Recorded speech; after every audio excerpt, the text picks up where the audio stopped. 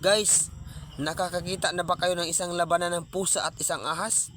Ngayon ay ipapakita ko sa inyo ang video kung paano, ang ginawa ng isang pusa sa isang ahas, kung paano sila magkalaban. But before ang ating video guys, pa-share naman. Ayaw sige tanaw, share pod oy. Di man pud ka maluoy nga sige kog tabi-tabi diri. Kapoy sige pagawa sa laway nya, di ka mo share, di ka mo react, comment pod. Og dili ato padugayon guys. Let's go. Let's go guys. Here we go. Tingnan nyo guys ang isang pusa at isang ahas. Magkalaban sila guys. Tingnan nyo ha.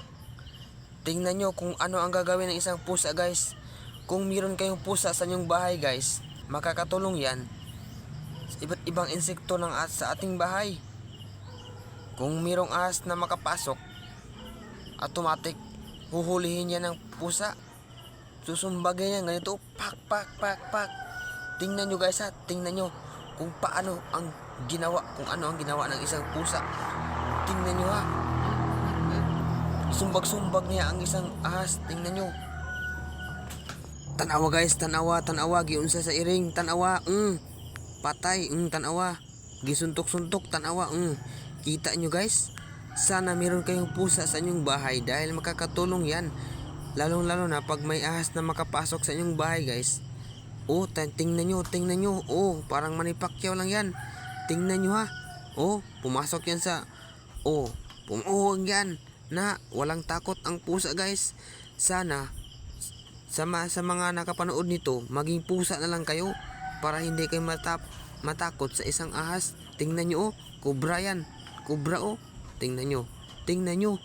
Tingnan nyo lang kung anong ginawa ng pusa. Tingnan nyo.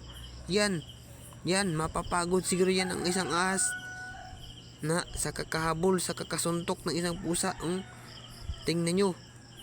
Bakit kaya guys, ang tanong ko ba, bakit kaya hindi masaktan yung pusa?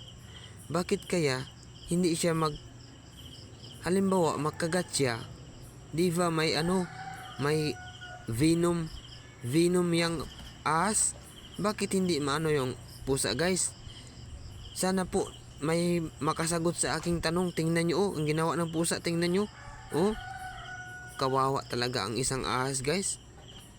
Kawawa talaga Tingnan nyo na kaluoy.